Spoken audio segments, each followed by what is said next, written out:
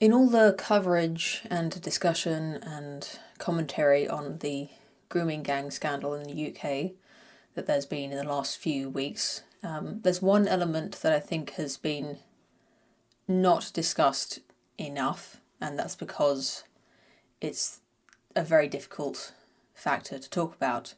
And I'm not talking about the immigration status or ethnicity of the perpetrators, as that has been discussed at length. I won't be covering that too much here, but I more want to focus on the identity of the victims and how that factor has made it's made it difficult to discuss, report on, care about this scandal at every level. In order to talk about this, I am going to have to make some generalizations about the pattern of behavior, the pattern of perpetrator and victim identities, and there are so many cases, so many victims in this case, that what I'm going to say is not going to apply to every single victim. But in general, the victims of these grooming gangs, these rape gangs, were teenage girls.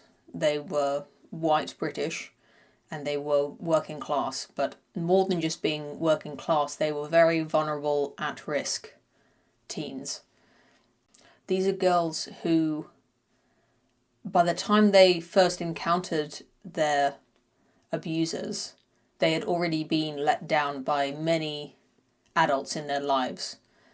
Many of the adults who should have been looking out for them were either neglectful or just didn't have the resources to pay attention to them, to give them the attention that they needed. It was because of this neglect that these girls were targeted in the first place.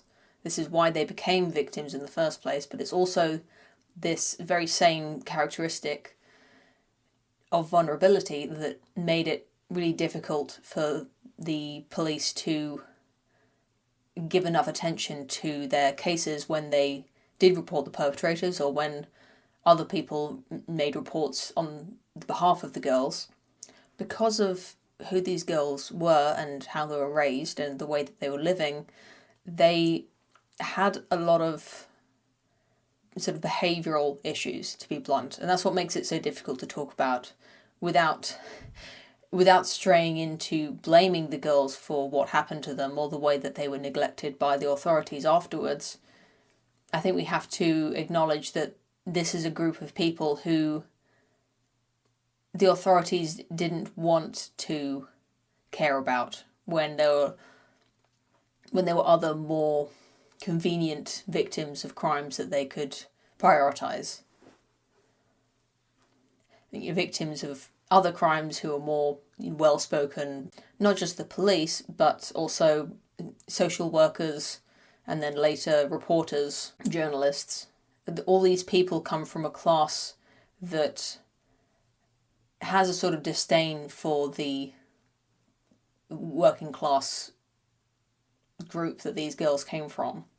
And I really want to emphasise that when I say that these girls had they had drug abuse problems, drinking problems, that they were vulnerable, that they came from a certain background, or that they had behavioural problems, that's not to say that the abuse against them was justifiable or inevitable. This didn't have to happen. The perpetrators didn't have to do those things to them. Quite probably these girls would have had difficult lives in one way or another, but that doesn't mean they had to become victims of abuse by adults who should have known better. I'm only highlighting the identity and characteristics of the victims because there are so many people asking at the moment, how is it possible that this issue was ignored for so long and covered up for so long as well? How is it possible that this was not front page news 10 years ago? How did it take this long for people to start talking about it? And even now, why is it not more spoken about and more cared about?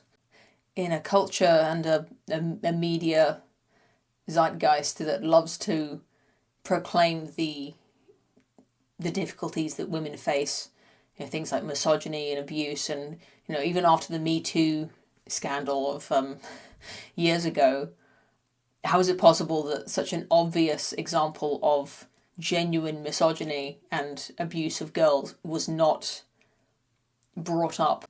A few years ago on my podcast Wamen Hour, we briefly discussed why I believe the grooming gang scandal has not become a big talking point for modern day feminists. I think the idea of feminism covers a multitude of unrelated things and makes them seem like it calls them all patriarchy and says that they're all the same thing. When in fact, if it's looking at this tweet, which is what I was trying to find, highlighting the hypocrisy of, addressing everyday casual misogyny and not, when there are much worse crimes against women being committed in this country. Of course. And I think when you get to a certain social strata, the very lowest women in our society, their biggest problem is men. The women who really are being victimized by men, who are being kidnapped, assaulted in every way, who are being trapped. That it's not a problem for the bourgeois class, the middle class women. The women who are actually the feminists who have the platform to speak about about air conditioning or whatever, who complain about wolf whistling. They don't actually face these kinds of problems that are the actual problems that feminism would be a good force to help with. Things like domestic abuse.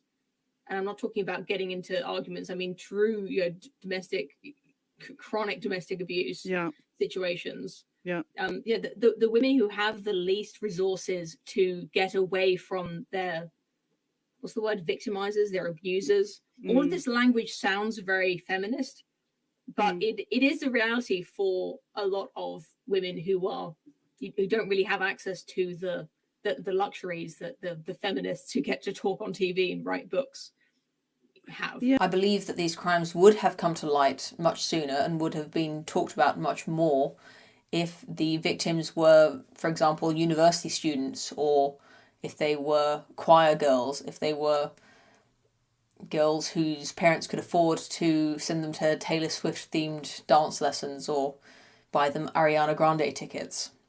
If the victims were of the same socioeconomic class and the same social group as the journalists and intellectuals who write mainstream newspaper articles and best-selling books, it would have been easier to get people excited about it. And yet it is very difficult to imagine how a scandal like this could have happened with more highly educated, more affluent teenage girls, because girls like that have a much more supportive network of adults around them.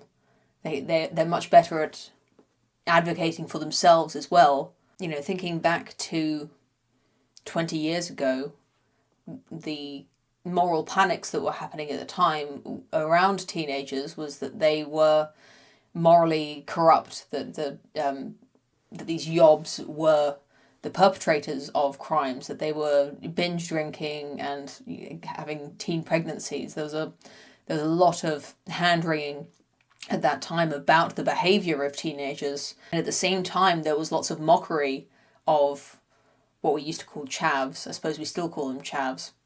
So I've actually said it now, so she had it, but I wasn't invited. So me and Jules was a bit mental, went round Michaela's house, but she wasn't there. She was at the party getting fingered by Jamie Stone. But anyway, Kelly's out chatting and Penny Webb's got hairy tits.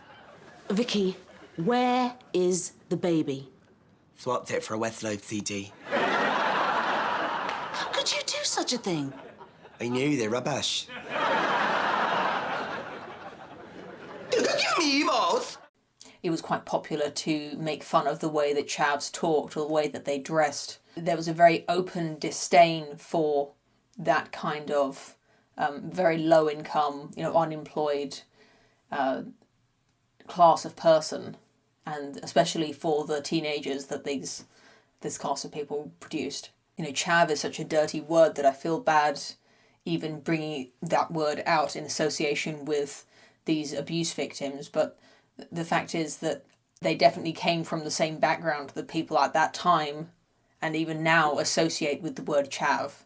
And it's that kind of stereotype and association that made it difficult to see these people as victims when it was so easy to just say that their own behaviour had caused these problems. All this drinking and underage sex was completely unnecessary and it could have all been avoided if they'd just been good. The age of consent in the UK is 16, and it has been for a long time. It's been 16 for heterosexual sex for, I believe, over 100 years. Before that, it was 13, and that was until, I think, Edwardian or Victorian times. But that was the law on the books. And even now, that law is not really enforced. If both parties are consenting, and especially if they're both under 18 or both teenagers, the law is not going to, the authorities are not going to waste any time chasing down these rutting teenagers. So there's already a slight disparity in what the letter of the law says and how the law is enforced in this country. And so was the case in Dickensian England when the age of consent was 13. That doesn't mean that this was socially permissible. This was more or less the age of consent for prostitution, where these children who had no other way of getting shelter or income could sell themselves to adults to basically avoid starvation, to avoid death by exposure. This was the only thing that they had to sell of themselves, and they were legally allowed to do this. But that doesn't mean that anyone who had any sense would let their children do this. The time was much more restrictive of sexual practice than we today are, and you can imagine the kind of vigilante justice. And I'm not a legal scholar or a historian, but I only imagine that just because the age of consent was 13, it doesn't mean that an adult could have sex with a 14-year-old and feel no consequences of it while that 14-year-old's parents were still alive and active in their child's life. And so it goes today. We have a higher age of consent law on the books, but as it's not really enforced, we have more or less the same arrangement where a 13-year-old can prostitute herself out, and if she has no adults in her life to advocate for her, it's more or less ignored by the authorities. It's considered to be consensual enough, even if not to the letter of the law legal. And I'm very glad that these crimes are finally getting some attention. I hope these crimes will be remembered and taken into consideration when making policy and when taking care of these at-risk teenagers. But I hope that we don't only focus on the immigration side of the debate. Although the perpetrators are ultimately and primarily responsible for their actions, I think there's a lot of responsibility to be shared around regarding the lack of action on the part of the authorities. And I also think there's a small amount of responsibility that we all share for the slightly sneering mockery that has been just socially accepted for a long time. What UK city has the most chavs? Coming in at number 5, it's the city where chavs love to hang out at McDonald's all day and do nothing. It's Huddersfield, where career aspirations do not go beyond claiming benefits and complaining. Next at number 4, it's Rochdale. Here, there are more chavs on benefits than actual people working in the city. No wonder the council is nearly bankrupt, making it into the top 3, and the city where chavs only wear Air Max 95s and the same tracksuit from their 15th birthday is sadly Rotherham, which is also nicknamed Chavvy Central. The astute observer and long-time viewer of this channel may appreciate that I have moved house and I'm still broadcasting from under the stairs, the new home, and as you can see, it's not yet been kitted out.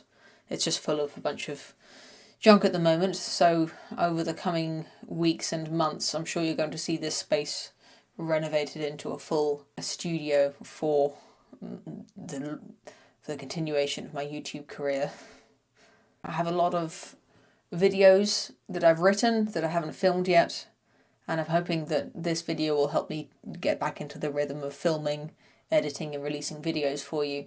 So please be on the lookout for more videos from this channel, and also look out for Wamen Hour podcasts in their new home, which is on the channel called Moments with Birdie. She's the new host of Wamen Hour, but I'm a frequent contributor. So please subscribe to Moments with Birdie. I'll link it in the description. And there's a few episodes on there already with yours truly co-hosting and contributing. So I'll see you there. Thank you very much for watching and have a good day.